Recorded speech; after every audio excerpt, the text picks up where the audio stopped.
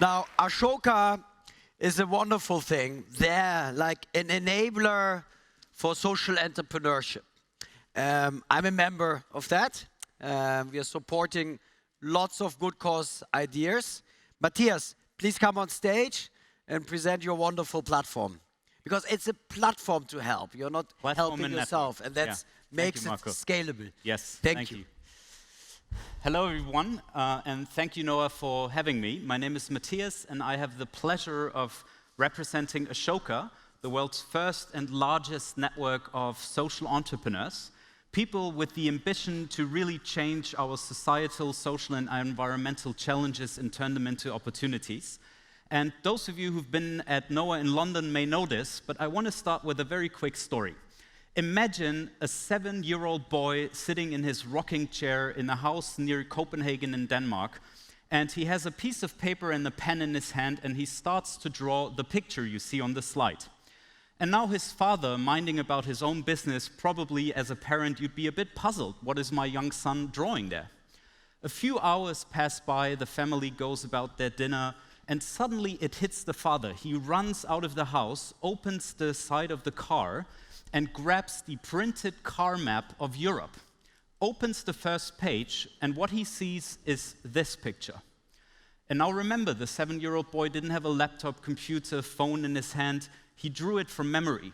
And if you look closely, you'll realize that this young boy has, from memory, drawn the exact same map. This is the map of Europe in the car atlas, showing you to which page to go in order to find the routes that you're searching for. So he drew this from memory because this young boy has autism. And his father, Torkil Zonne, became a social entrepreneur that day because he thought, if my son has this talent, being an autist, there's probably thousands and hundred thousands of people like that across the world, and he started Specialistern, a social enterprise that trains young people with autism to become specialists in tech companies, doing software testing and tasks that require a lot of focus. And I want to share a few more. This is Simon Berry, and he brings life-saving medicine to rural places. And he does that by using infrastructure that exists, such as the crates of Coca-Cola. We all know what's the product that reaches even the most remote village. It's the Coca-Cola bottle, but it can also transport life-saving medicine. This is Frank Hoffmann from Germany. He discovered that blind women, because of their special senses, can detect anomalies in the women's chest and therefore breast cancer at a stage where the chances for healing are a lot higher than if a regular doctor did this examination. This is Mary Gordon's venture from Canada. She literally, this is no joke, brings babies into the classroom to teach young children the skill of empathy. And you wouldn't believe it, but scientifically proven, the levels of bullying, anxiety, hate crimes, and violence go down at these schools where they have baby teachers because the school kids learn how to relate to one another. She's building a global movement around empathy. This is Bart Wheaton's venture, originally in Mozambique. Again, an absolutely incredible story because he trains African rats to detect landmines. They're not heavy enough to explode, but they have a better smell than dogs and can detect the materials in landmines and therefore sniffle out the landmines and take them off the ground. And this is one of the latest ventures that we support, 4,000 of them around the world, the Generation Forest. Andreas Ecke founded it, and he plants entire tropical jungles in Panama and spreading into Latin America, and he does it in a genius way. He builds the first generation of trees. As soon as they're high enough, he builds the second one. They can grow in the shade, and then the third one, and he can cut the first generation, make a financial benefit, make this model sustainable, but never cut down the forest. This is a game changer in how we plant forests and how we do forestry, because you can have CO2 compensation and a financial return at the same time. And if you look at compensating your own individual CO2 compensation or that of your organization, you can calculate what you emit, and you can put into this your money to become carbon neutral as a person or organization while saving the environment and making a financial return on that investment. So what is a social entrepreneur?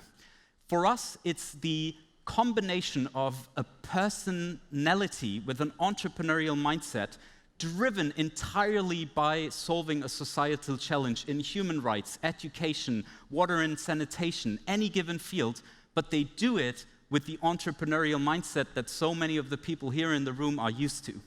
They're social entrepreneurs. And we have been doing this for 40 years in 90 countries in the world, supporting nearly 4,000 of these social innovators.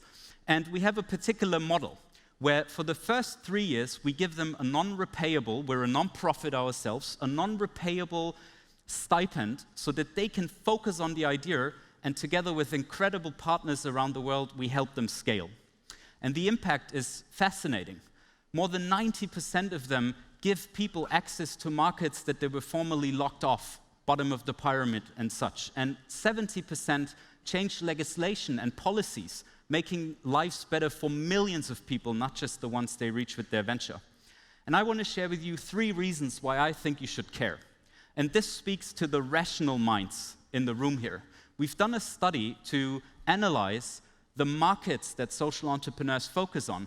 And you wouldn't believe it, but before there was Airbnb and before there was big online education platforms that monetize these industries, there's almost always been, McKinsey proved this in this study, a social entrepreneur who tackled markets because they see where society is going. So I can't recommend you highly enough, partner with them, create joint ventures, support them, back them, become a part of this movement because it's changing the world for the better and it makes sense for your businesses.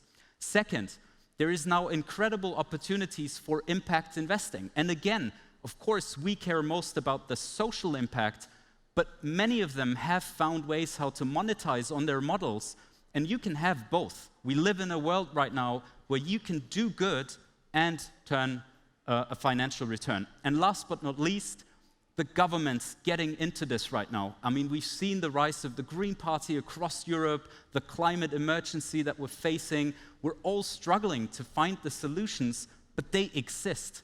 They're in our network and in many networks of our partners, the social entrepreneurs out there, they have the approaches and ideas to create a better future, and the government is joining them. So I'd like to ask you, the entrepreneurship and VC and private equity community, come on board because we can do amazing, amazing things together. And I want to show you 3 involvement opportunities. 1, if you run a company or an organization, we can create wonderful partnerships such as we do with Google on supporting tech-focused social entrepreneurs, the same with SAP, Boehringer Ingelheim, a health company, creating joint ventures with social entrepreneurs across the world, reinventing their entire own business while at the same time being part of a global movement for positive change.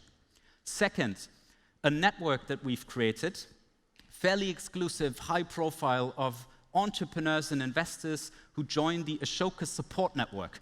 Marco of NOAH is a member, Klaus Hommels of Lakestar, Niklas Östberg of Delivery Hero, the founders of Zalando. Many of the entrepreneurs from Berlin, across Europe and across the world have joined us, and I'd like to invite you to consider coming on board this network. It comes with a financial contribution, and your networks, your mentoring, and your coaching is required to help our entrepreneurs succeed. And last but not least, this is something new that we'd like to kick off.